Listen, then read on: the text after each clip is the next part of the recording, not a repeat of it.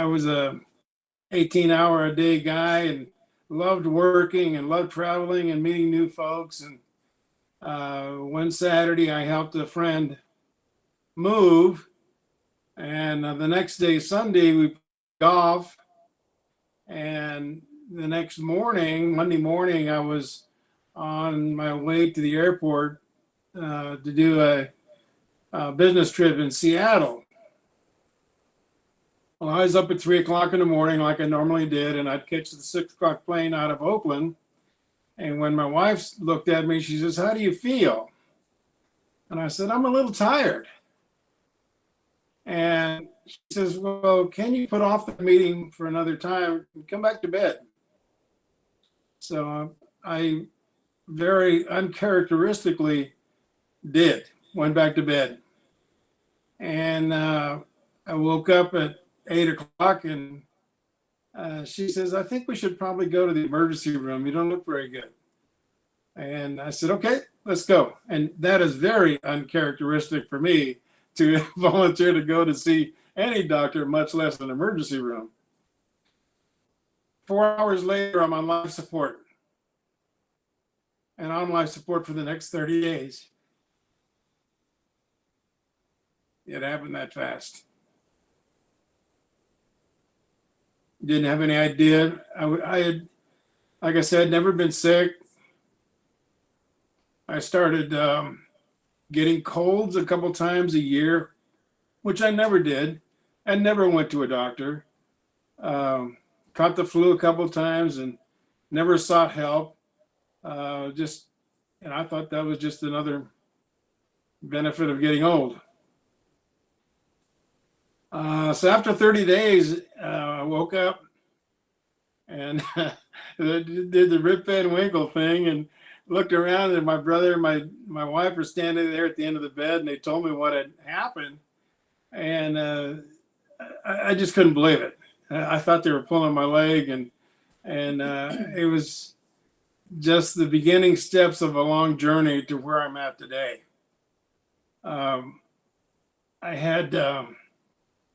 I was on dialysis all the time I was in a coma. And so my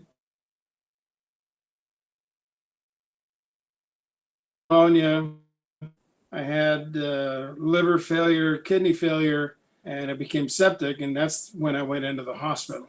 So they told my wife they didn't know I was going to make it or not. And so she's, obviously concerned. And so when I got out of the hospital, I was on dialysis 3 times a week. And anybody that's ever done that for 4 hours a day for several times a week, it's not fun. So about 6 months later, up to this point, nobody knows I have multiple myeloma. And so 6 months later in July, I told my doctor that I just wasn't getting any better. Are we looking at all the places where there's potential diseases that we're not looking at, or why do we just why am I on dialysis and we're not looking at other places? So he agreed. So they ordered up some more blood tests, and they got the preliminary indication that I had multiple myeloma, and then they followed that up with a bone marrow transplant. A bone marrow biopsy, and which confirmed the diagnosis. And at that point, we went in to have the consultation, the meeting with the oncologist, and he says, "You have multiple myeloma." And those were 2 words that were totally strange to me. I had never heard of this type of cancer. And I found out later that it's fairly rare. So that 45-minute meeting, I only remember the first 2 minutes. He says, "You've got terminal cancer, and statistically you have 24 to 29 months to live." 1 sec. So I and everything after that didn't matter. And so he wanted to put me immediately on chemotherapy, which we did a week later. And I started doing chemotherapy twice a week and doing the dialysis 3 times a week. So I was constantly in a hospital or getting dialysis, and it just wasn't very much fun at that point. When I asked the doctor how he measured my type of cancer, and he said they measured it by counting the light chains, another term I'd never heard of before. So I said, well, what is my stage of this multiple myeloma? And he said, third stage, and you have numbers higher than I've ever seen before. And so I said, well, what does that mean? Is that good or bad? And he says, I've never seen anybody with a count of 23,000 and still being able to walk. So I said, well, that don't sound good. So, what's plan B? So we began the chemotherapy with Velcade, and within a couple of months, I responded very well. And I was back down to under 100, which was a godsend. And still doing my dialysis 3 times a week. And anybody who's never been on dialysis, the chemotherapy treatment is a piece of cake. That dialysis is just, it's all consuming. It's just no fun at all. So trying to read my notes here.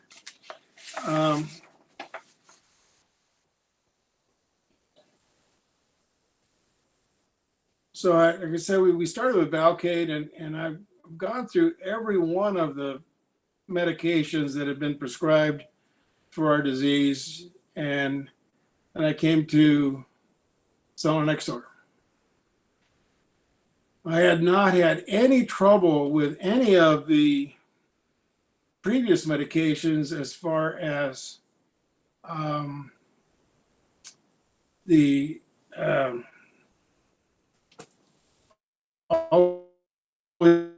issues associated with it. I went through a bone marrow transplant, didn't have any issues. I lost my hair, but that was about it. It grew right back. But all the side effects, all the horrible side effects that are listed on the medications, I didn't experience any of them to any great degree. Fatigue, yes. The peripheral neuropathy, yes. But nothing that was just terrible. So when they told me that I was going to begin on this regimen of Selinexor, I was I just took it, okay, just another drug. Well, I was wrong. Selinexor really hit me hard. So I was at the 100 milligram dosage, and I just felt awful. Every one of the side effects I was feeling, and to the point where you just don't want to get out of bed. Well, that's no way to live. So getting with my oncologist, and we discussed about reducing the dosage to 80 milligrams. And I felt much, much better. I'd had about a 20% reduction in my light chain using the 100% of the Selinexor. And my numbers continued to go down when I went over to the 80 milligrams or 80%. And so all was good. One problem that we encountered, which made us change course again, was my blood platelets were so low that I couldn't take the chemotherapy. You had to be above 50 platelets to do the next round of chemotherapy, and I was only in the low 40s. So we took 3 weeks off of to the treatment, and then I went back and I started on a 60 milligram dosage, and my blood platelets stayed up above 50 where I could continue the treatment. We don't have the efficacy numbers on the 60 milligram dosage as of yet, because I took that 3 weeks off of the chemotherapy. My numbers went back up. So I should have those in the next couple of weeks. So I've been on the Selinexor since the week of Thanksgiving last year. So just a couple of months. And so we're doing the balancing act of efficacy versus the patient's tolerance levels. And so I'm learning all about that now. And like I said, none of the other multiple myeloma cocktails that I've had ever affected me, but this Selinexor, it's tough. And so sometimes you don't have to go to the list of the side effects. All you have to do is wake up in the morning. And so that was a real departure for me in this journey that I've taken. And but I'm learning, and I feel good. And I just had a treatment yesterday. I'm on the 3-drug cocktail of Alkade, Selinexor, and dexamethasone. And so, like I said, we should know in a couple of weeks what my numbers look like, and I hope they're all good. Yeah, so do we, Bob. So do we. Yeah. We're rooting for you. And I hadn't heard about that blood platelet thing, so I'm glad that you shared that. And I think, your story of that balancing act is very relatable, from a lot of Selinexor patients patients that are using Selinexor, I should say. I've heard similar stories that it's 100 and then they go down to 80, or maybe they started at 60 but go up to 80. And I think it's good that there's such flexibility in the drug treatment, but that it's still, from what I understand and from the people that I've talked to, it's still beneficial even at a lower dose. So crossing our fingers that those results come back great for you, Bob. Chrissy, we're going to turn the time over to you. Chrissy has quite a different story from Bob. So it's interesting to hear from both ends of the spectrum. And Chrissy, we're excited to hear your story. Thanks. Can you hear me okay? Okay, Bob's a tough act to follow. So sounds like Bob's kind of been through the ringer. I guess I have in a different way. But where to begin? I was 36, and it was in 2006, and my family doctor, where people would get the 24-hour flu, it would end up to be like 36 hours for me. I kept getting sick, didn't know why. He took labs and found out I was anemic and I was hypercalcemic, and we didn't know, and I was a little mentally off, but aren't we all? So I didn't know what was going on, and he saw my labs, and he said, I want you to see a hematologist. And I'm thinking, okay, a blood doctor. Okay, he's going to tell me that I need to eat better, have more red meat. I didn't know. And also, I had a son who was 1.5 years. So I was a new mom. And I went in to see this hematologist, and it was 6 weeks later. Meanwhile, this myeloma was brewing in me and had no idea. So I go to see the hematologist, and he, the paper that's on the exam table, he started writing on it. And he said, I think you have multiple myeloma. And I'm like, what? Melanoma? What's that about? And he said, multiple myeloma, and he said, cancer. So at that point, like, everything around you shuts down. I was by myself. I was on my way to work. Just, my husband was at the park with our son. And I describe it like Charlie Brown's teacher. You know, she sounds like want, want, want, want, want. That's everything that I heard after. I didn't hear anything about this multiple myeloma, what it was. All I heard was cancer, and that was it. So then when I left there, I called my husband at the park and I said, hey, Nick, I have cancer. He's like, what? I called my coworker, said, tell my boss I won't be in today. I have cancer. So in 2006, we didn't have social media. We didn't have anything. I had no idea what this cancer was. And, you know, I Googled and everything on there was outdated. And it was pretty scary. And I was pretty young to have multiple myeloma. And I ended up finding the International Myeloma Foundation, and Paul was amazing, answered the helpline and got me hooked up with a specialist in Hackensack.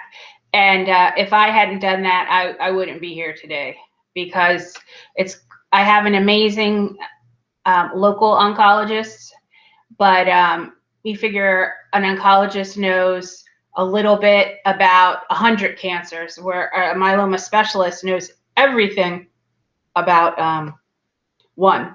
So next month will be my 15th year cancerversary.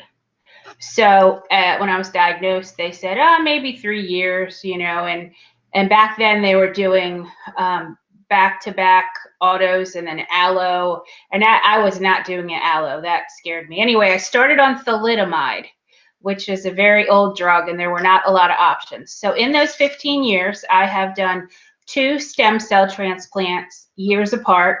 I've done 2 CAR T-cell transplants. I've had about, including all that, about 27 different types of chemo.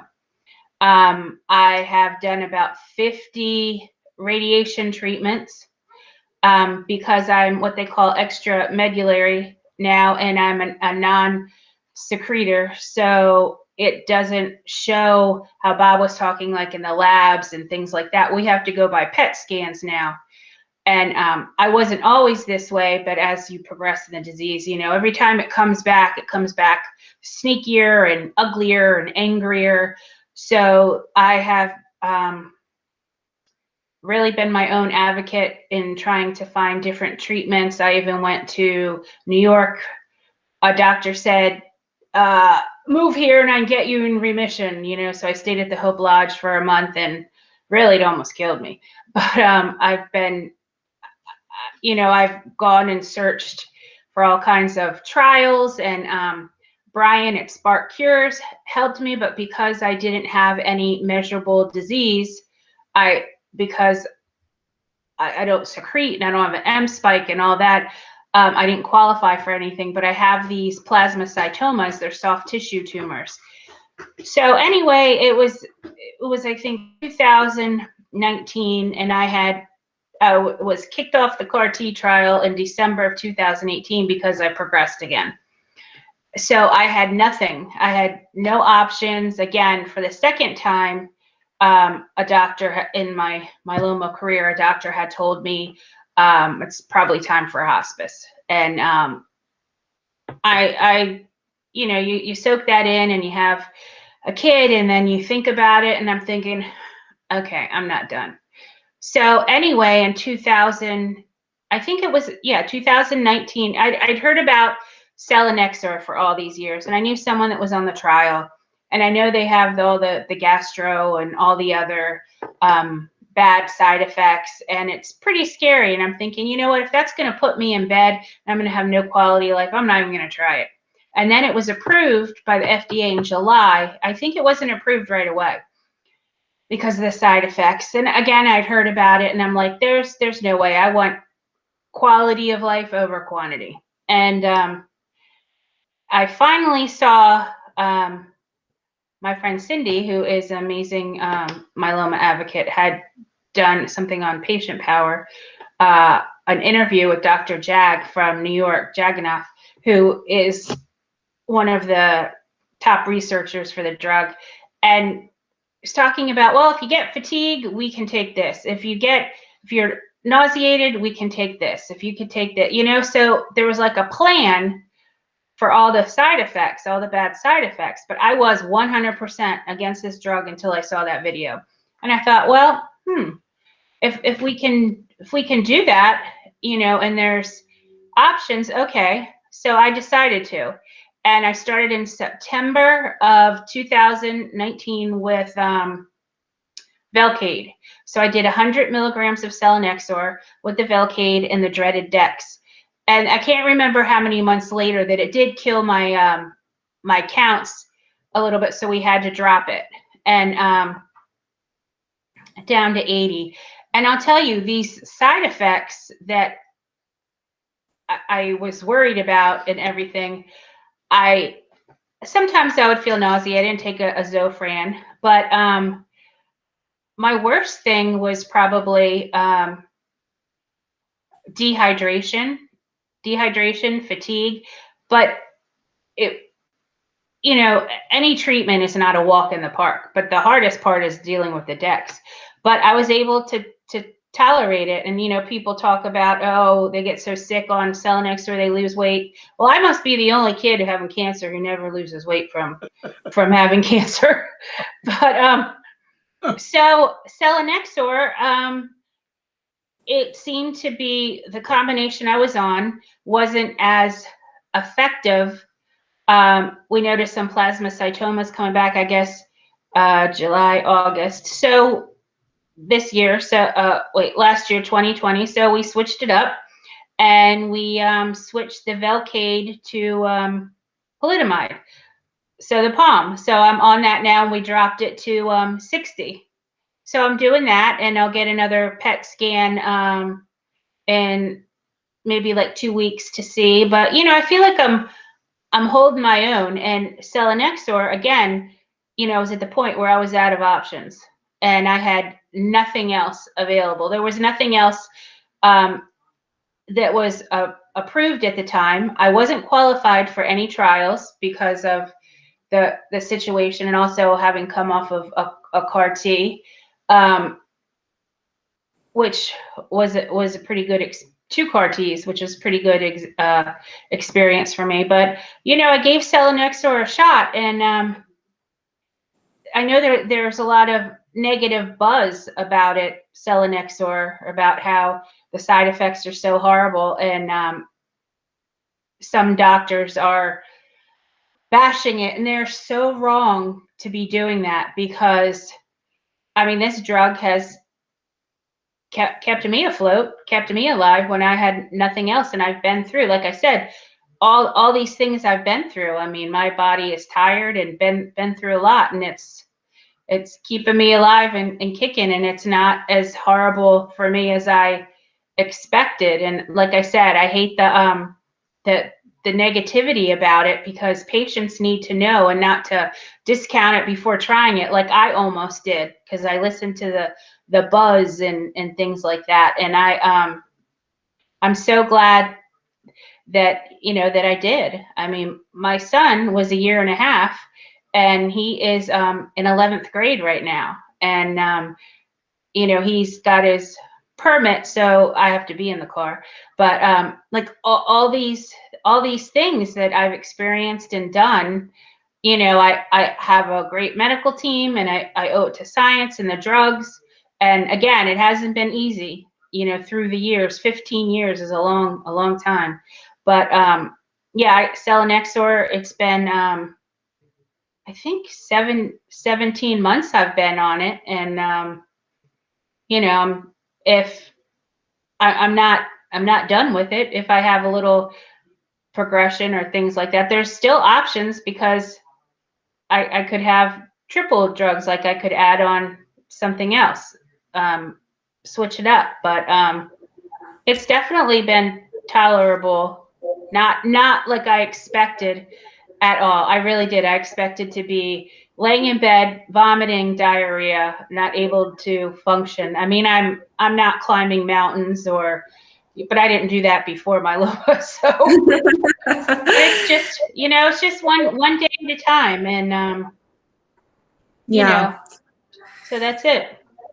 Thanks, Chrissy. And I'm so glad you're still here. I'm so Thanks. glad that you took a chance on Selinexor because you're so Absolutely. fun and sharing your story has so much power, and I love that we have both you and Bob here talking about your stories because the reality is some patients are going to be like Bob who get hit hard with the side effects and are able to adjust. And then they might be on your end of the spectrum where they're expecting those side effects and they don't get them. So it's interesting. And I've heard it said, they call it myeloma for a reason, not ueloma, because, everybody's different. And I think this is just another case. Everyone's going to react to selinexor differently, which is why I think it's so important to share these stories. So now what we're going to do is we're going to turn the time over to you. Now, we have a lot of people here, and I'm not sure how many people want to share their stories. So I created a little bit of kind of oh, actually, before we do that, I am so sorry, Julie. I'm getting excited, but Julie is going to introduce herself, and she is the nurse liaison. So she's going to be the one that answers the questions that you have. So Julie, take it away. My bad. No worries. Hello, everybody. I'm looking at all these awesome faces, and this is the best part of my job is talking to patients. This is just the best. Anyway, so my name is Julie Butt, and as Audrey said, I'm the nurse liaison with Karyopharm. I've been with Karyopharm since the approval of Xpovio or Selinexor, so I've been here since the get-go. And I love to hear stories. I love to hear stories of what Bob talks about. I love to hear stories what Chrissy's talking about. I've been an oncology nurse for over 30 years, and actually I started out as a pediatric oncology nurse before I got into the myeloma arena. And I've been either a nurse educator or a nurse liaison in the myeloma area for about the past 8 years now. Started out with Kyprolis, now I'm on to Selinexor, so have learned a tremendous amount, and I completely empathize with all the stories that I hear from these patients because this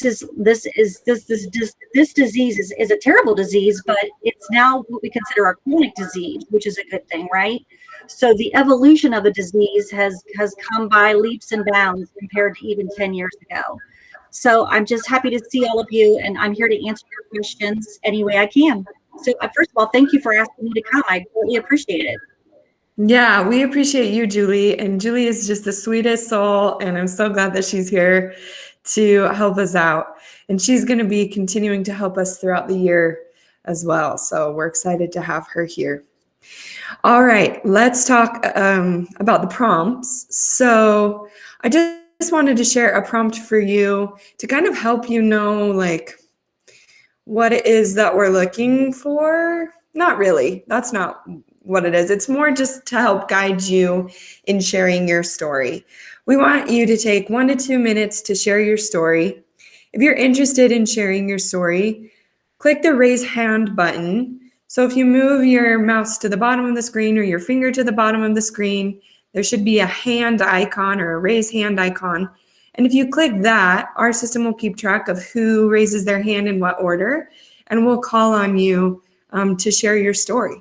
So we'd love to hear from you. We'd love to hear your Selinexor story. And again, you don't even have to be on Selinexor. Maybe you came here today because you're curious about the drug. So if anybody is interested in sharing their story, they're welcome to raise their hand. We have any brave souls that want to share their story? Bob? I just wanted to tell Julie, thank you guys at Karyopharm that you developed this drug for us. And for one, I'm sure the rest of the folks want to be of help in developing your next drug for multiple myeloma. And that's all I wanted to say. And if I can be of help, please reach out. If you have patients that might need a little helping hand, give them my number. And I thank you folks once again. Thank you, Bob. Love that, Bob. You are so welcome, and we'll take you up on that. Trust us. And we're, Karyopharm here for the patient. I mean, that's what our job is. Our job is to go above and beyond and get you what you need. So thank you for that. Appreciate that. Thank you. Okay, yes. Elise, would you like to share your story? Feel free to unmute. Do you know how? Hang on. Oh, there. Okay, Yep, where we you go. Hi. I couldn't find the raise hand, so I just No, it's rose all my good. hand. I figured somebody would see me. So yeah. So I just wanted to share my story because mine is probably a lot different than a lot of other people who are taking the Selinexor, because I'm actually newly diagnosed, and a lot of people are very shocked and surprised when I tell them that I'm on Selinexor. Just because usually it's used as more, as a relapse medication. So for me, I was diagnosed in July of last year, 2020. I had a plasmacytoma in my sacrum, which led to further investigations and found another lytic lesion on my T8 spine. Just a tiny one, but I was diagnosed with multiple myeloma at that point. So we began treatment. I had to start right away because my sacrum actually fractured. It was pretty awful, and I had to be hospitalized for a week because of it. Yeah, so while we were in there, we started on Cyborg D, because I'm in Canada, and that is first-line treatment here in Canada. So we started that, and I was on that for about a month. And then my doctor thought it would be good for me to get onto RVD, because it's just a better treatment overall. So we waited for the insurance to go through, and I was approved.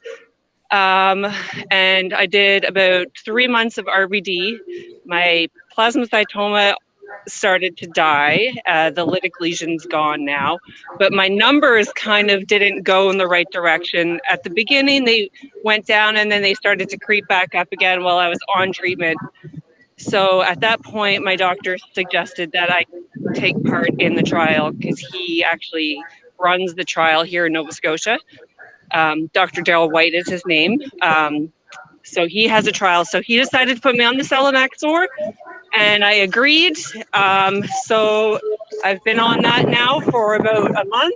And to be honest with you, I was terrified like everybody else when I started the drug. Absolutely terrified. He said, put on 10 pounds before you start your treatment. You're going to lose it. You're going to be very sick for a couple months. He had me pretty scared, but I'm glad he wanted to prepare me for the worst. But to be honest with you, it's been a month now, and my symptoms have been barely anything. So I usually take my Selinexor on Thursday. I get 2 days of feeling a little bit nauseous, but other than that, it's been very tolerable. After the 2 days, I find I bounce right back. I'm back to my normal energy, my normal appetite. I'm pretty much back to normal. And everybody around me is all like, are you even on treatment? Like, they just can't even believe it that I'm going through all these treatments and I'm able to function. Like, I'm out walking with my daughter right now. And I feel great. So yeah, that's pretty much it. Awesome. That's great. Yeah. That's great news. And what a unique experience being on the newly diagnosed end of things. I think that's just fascinating that you were able to get into Exactly. that trial. And yeah, wow. Wow. How awesome. Thank you so much for sharing your story. That's great. That's so great. Do you have any questions? Yes, of course. Yes. Not exactly. No, not today. Anyway. Okay. No, that's okay. Okay. Just wanted to make sure. Thank you so much for sharing your story. If you guys are like Elise and you don't know how to click the raise hand button, you're welcome to unmute yourselves and just ask a question or share your story. I know that sometimes it can be confusing. So CM, is that how you say your name? You raised your hand if you want to unmute and share your story. I'm probably butchering the pronunciation, but CM Veldboer. if you want to unmute yourself and then tell us your story.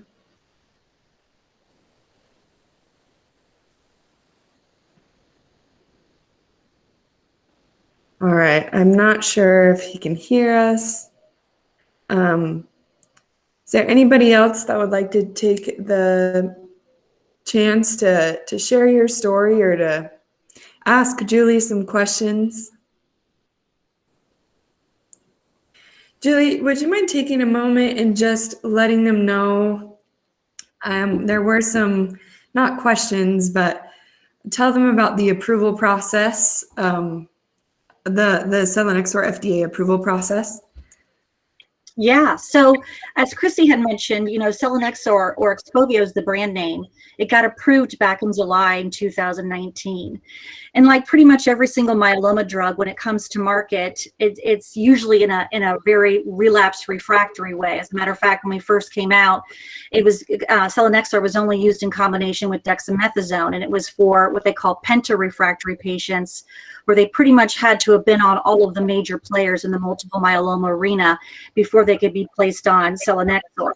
So that was 2 years ago. And then now fast forward back, we got approval for the Boston, which is the combination of Xpovio plus bortezomib or Velcade plus dexamethasone, and that got approved just this past December of last year. So it's taken us about 2 years to get our combination approval, which was the Boston trial that got us the approval. But you'll see most new drugs when they come out, they're not going to be approved as upfront. So with this newest indication in combination with Velcade, you can use Xpovio or Selinexor after first relapse. So it's moved up in the treatment paradigm, which is good. And the dose has actually come down. When we first got approved, it was 80 milligrams twice weekly. And now it's 100 milligrams once weekly. So it's only a once weekly dosing of Selinexor, like Elise was talking about.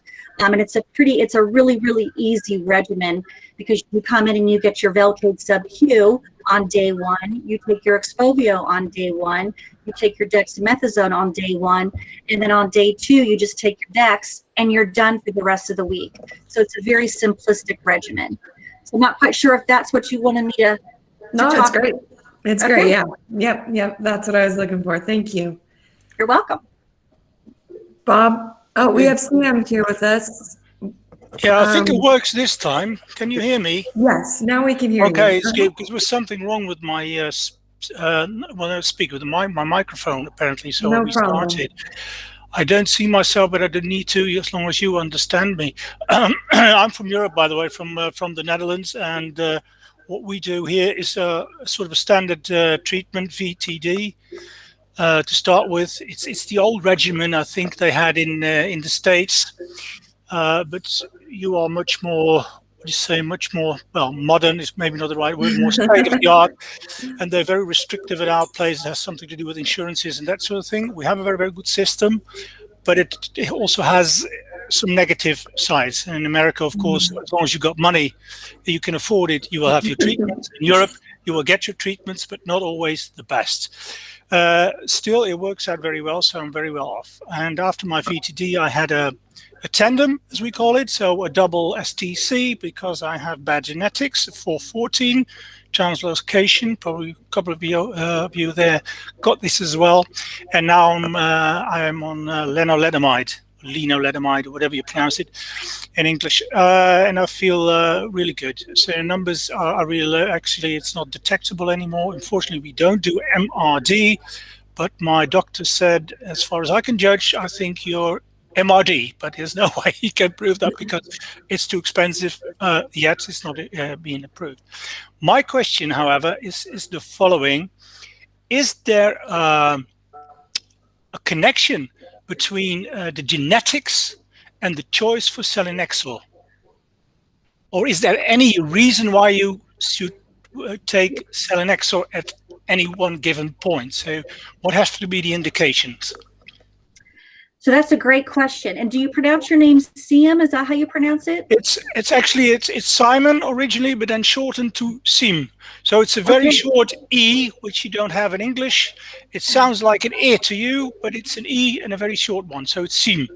But never mind. Yeah. I know who you are addressing, so not to worry. No, that's a great question. So our current indication, like the most recent indication that just came out in December, is in combination with bortezomib, or Velcade's the brand name, and dexamethasone, and it's after first relapse.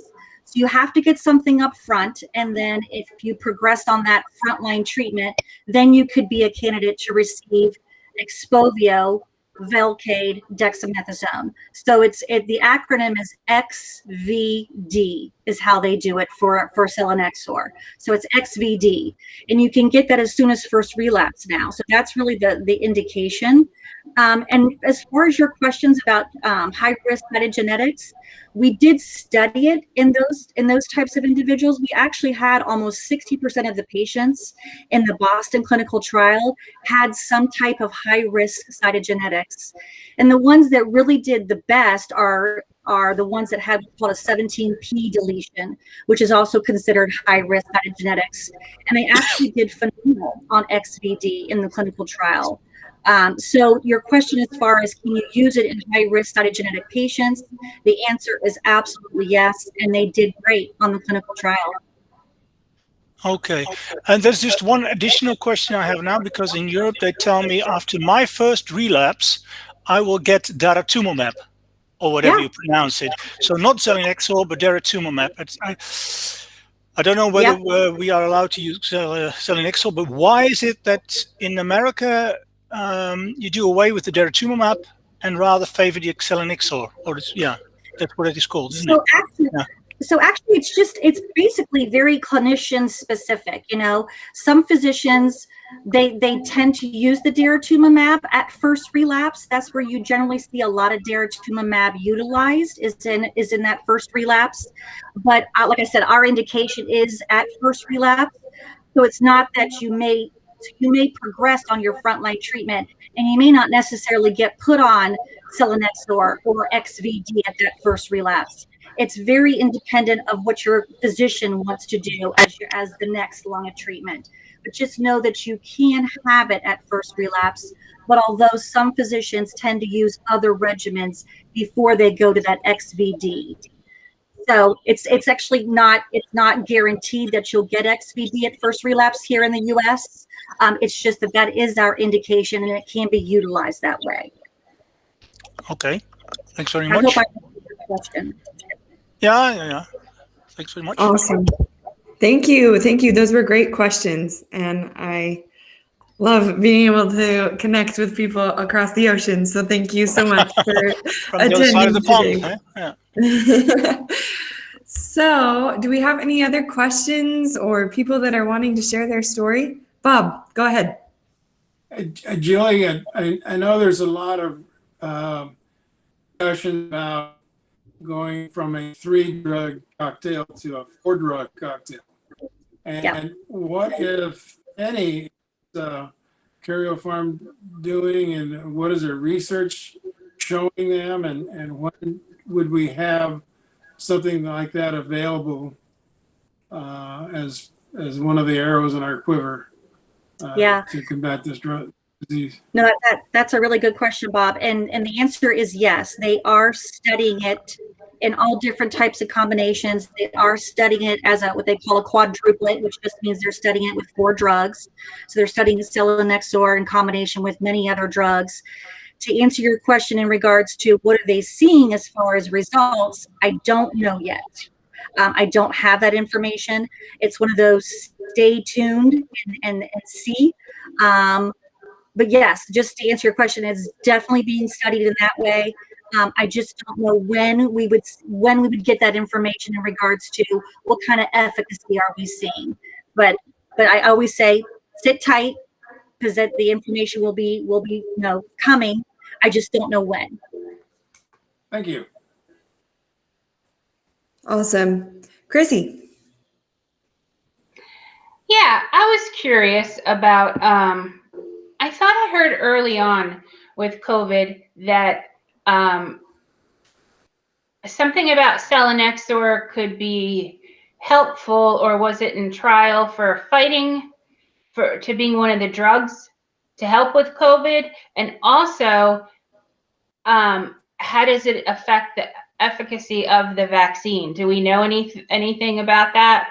So it's two random questions. Yeah. No, that's a really great question. And actually, yes, they did study Selinexor to help, hopefully, maybe possibly treat COVID, right? They did stop the clinical trials, and I'm not exactly sure what they found. I don't think they're moving forward with it. So I don't really have a lot of information to tell you. And as far as how will it affect the vaccine if you were on it, I don't know the answer to that either. I don't think there's any information regarding that. I could be wrong, but I don't have that information. But yes, it was in the beginning being studied to help combat some of the COVID symptoms. Okay, thanks. I got both of my vaccine shots, and I'm on Selinexor and what else did I say? Oh, the Palm now and the Dex. And I was just told to maybe hold Dex a few days before, but I didn't. Okay. I wanted to get the best efficacy from the vaccine. And again, there's no clinical data, so we'll never know, but I figure it wouldn't hurt me. So yeah. And I as far as to my knowledge, I have not heard anything about Selinexor having any thing to do with the efficacy of the vaccines. I don't believe we have any of that data. I don't know. Don't quote me that. Don't quote on that. But I have not heard anything about it affecting the efficacy of the vaccine, as far as I know. I don't think anybody knows anything yet. But that's okay. I got it anyway. Won't hurt. Awesome. Good for you. Yeah. Yeah, I can't remember how to pronounce it. Remind me. Simon. Simon. Yeah, just so Simon, if it's easy for you. I have to admit, I had to look it up how Selinexor works, and as far as I get it, it promotes apoptosis in the cell, in the cancer cells. And apparently it's the only drug at the moment that does that. Many other drugs work in different ways and that sort of thing. And I was wondering, are there any pharmacists working on exactly the same route? In other words, will there be alternatives to Selinexor? Will there be alternatives to Selinexor? So also drugs promoting apoptosis, because it's one of the ways to get rid of cancer cells, of course, obviously. Yeah, so, Selinexor is considered what they call a SINE compound, which just means selective inhibition of nuclear export. So it's a brand new mechanism of action in regards to how they're treating multiple myeloma. It's a brand new class of drug. To answer your question, are there other drugs that are in that same class being studied by other companies? And the answer to my knowledge is no. We have other drugs that are also SINE compounds that are like next generation Selinexor drugs.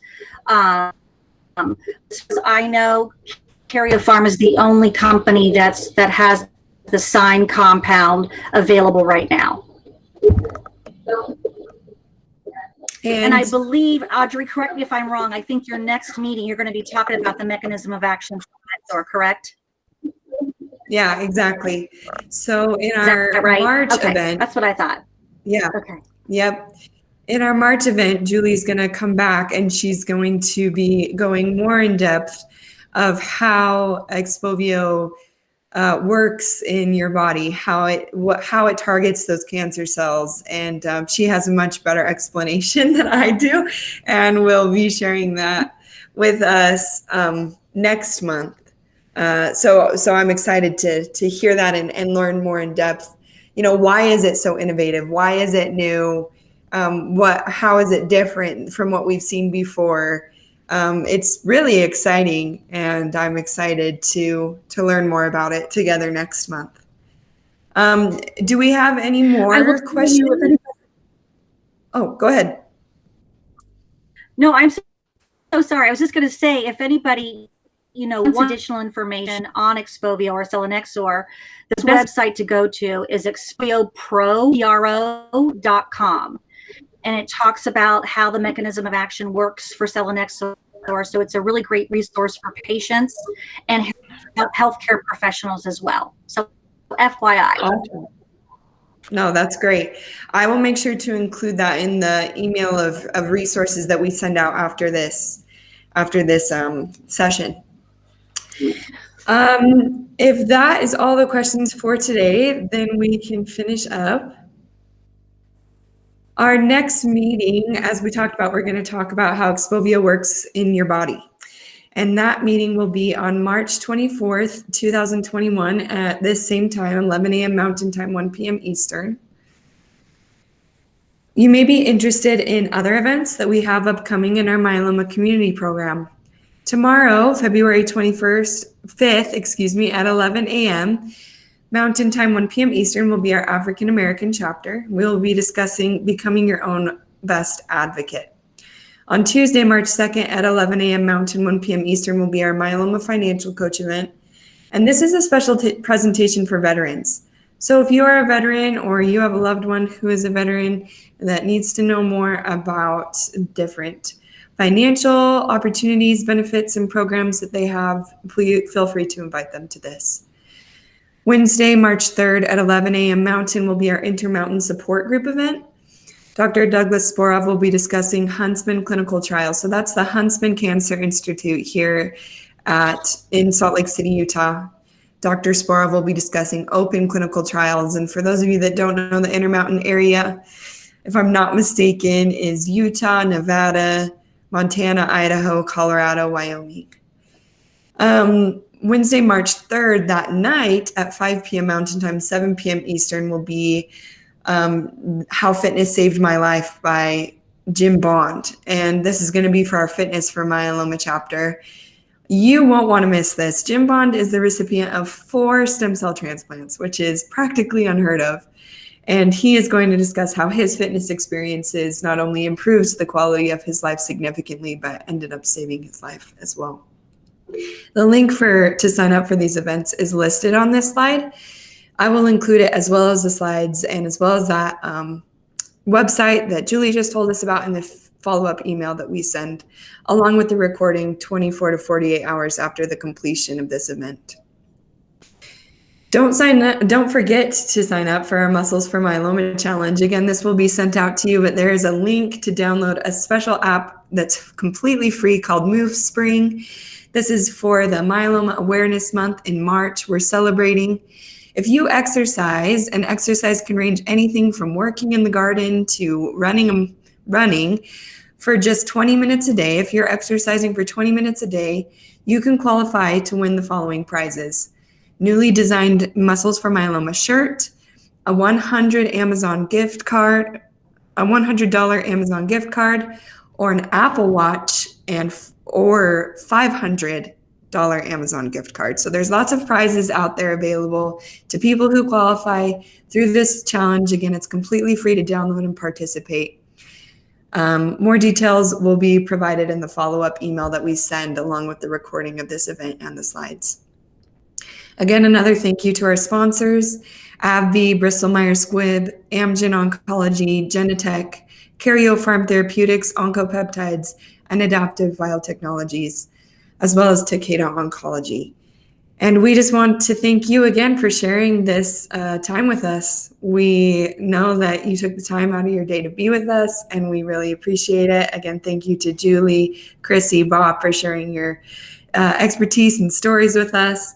And just everybody for taking the time to be with us today. We really appreciate it, and we hope that you have a good rest of your day. We'll see you later. Thank you for attending. Audrey, can I ask you a question? Last question. Sure, go ahead. These webinars, you are recorded, aren't they? Yes, sir. And you will send them afterwards? Yes, sir. 24 to 48 hours. Okay, that's great, because the one in March in the evening, 5 p.m. Yes, that'd be crazy it's for late you. for us in Europe, but then I will see it afterwards. So that's Yes. all right. Very much. Yes. As long as you register for the event, you'll receive the recording. Mm-hmm. Okay, so I do have to register, of course. Okay. Yep. Yeah, Yep. I'll do that. Okay. Right. Awesome. Thanks. That's a great question. Thank you, everybody. Thanks very much, America. Bye-bye. Thank you. Bye-bye. And Canada too, of course. Bye-bye. Bye.